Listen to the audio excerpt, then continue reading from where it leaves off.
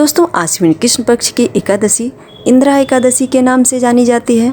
साल 2024 में ये एकादशी 28 सितंबर दिन शनिवार के दिन उदया तिथि के अनुसार पड़ रही है।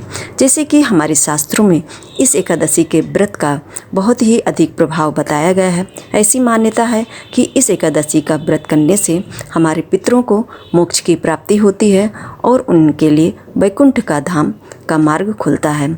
इतना ही नहीं, इसके व्रत के प्रभाव से हमारे खुद के भी स्वर्ग के द्वार खुलते हैं। ऐसे में आइए जानते हैं कि इस एकादशी के व्रत की कथा क्या है।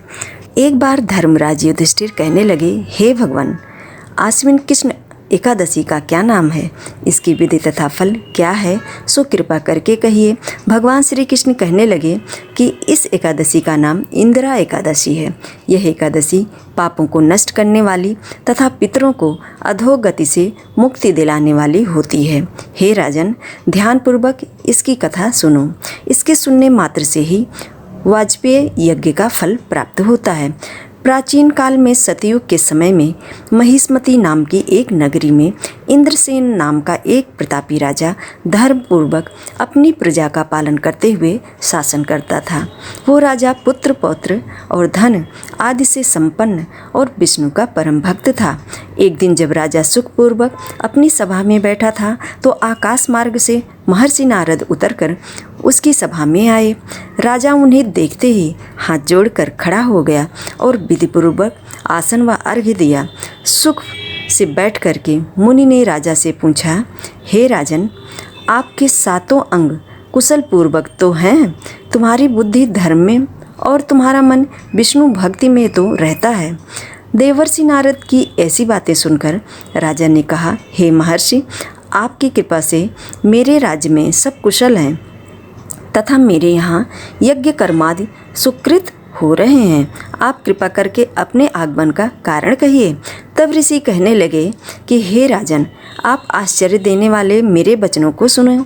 मैं एक समय ब्रह्मलोक से यमलोक गया। वहाँ श्रद्धापूर्वक यमराज से पूजित होकर मैंने धर्मशील और सत्यवान धर्मराज की प्रशंसा की। उसी यमराज की सभा में महान ज्ञानी और धर्मात्मा तुम्हारे पिता को एकादशी का व्रत भंग होने के कारण देखा। उन्होंने संदेशा दिया, सो मैं तुम्हें कहता हूँ। उन्होंने कहा कि पूर्व जन्म में कोई विघ्न हो जाने के कारण मैं यमराज के निकट रह रहा हूँ। सो हे पुत्र, यदि तुम आश्विन कृष्णा इंदिरा एकादशी का व्रत मेरे निमित्त करो तो मुझे स्वर्ग की प्राप्ति हो सकती है। इतना सुनकर राजा कहने लगा, हे महर्षि, आप इस व्रत की विधि मुझसे कहिए। नारद जी कहने लगे, आश्विन माह की कृष्ण पक्ष की दशमी के दिन प्रातःकाल श्रद्धापूर्वक स्नान आदि से निवृत्त होकर पुनः दोपहर को नदी आदि में जाकर स्नान करें। फिर श्रद्धापूर्वक पितरों का श्राद्ध करें और एक बार भोजन करें।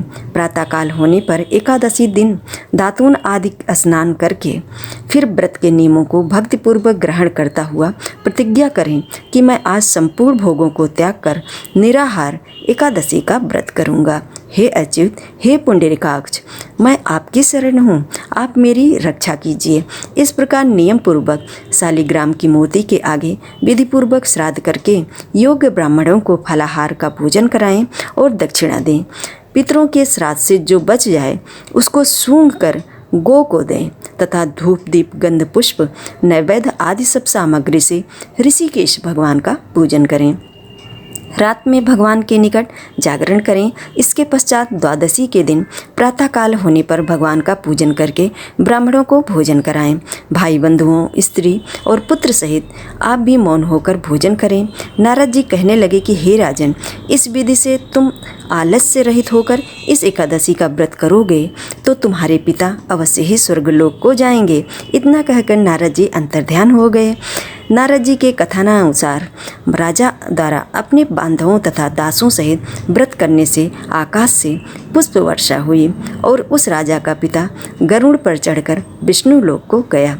राजा इंद्रसेन भी एकादशी के व्रत के प्रभाव से निष्कटंक राज्य करके अंत में अपने पुत्र को सिंहासन पर बैठाकर स्वर्गलोक को गया। हे युधिष्ठिर, यह इंदिरा एकादशी के व्रत का महात्म्य मैंने तुमसे कहा। इसके पढ़ने और सुनने से मनुष्य सब पापों से छूट जाते हैं और सब प्रकार के भोगों को भोग कर अंत में वैकुंठ धाम को प्राप्त होते हैं। दोस्तों, इस तरह से ये इंदिरा एकादशी व्रत की कथा है, जो कि व्रत करने वाले सभी व्यक्तियों को इसका पाठ जरूर करना चाहिए। इसके पाठ मात्र से मनुष्य जो है जन्म जन्मांतर के बंधनों से मुक्त हो जाता है और भगवान विष्णु की कृपा से जो है स्वर्ग को प्राप्त होता है। दोस्तों, आज के वीडियो में बस इतना ही। यदि हमारी कथा आपको पसंद आई हो तो हमारी वीडियो को लाइक कर दीजिएगा और चैनल को सब्सक्राइब कर दीजिएगा आने वाली न्यू वीडियोज़ के लिए। जय श्री कृष्णा, जय श्री हरि विष्णु, राधे राधे दोस्तों।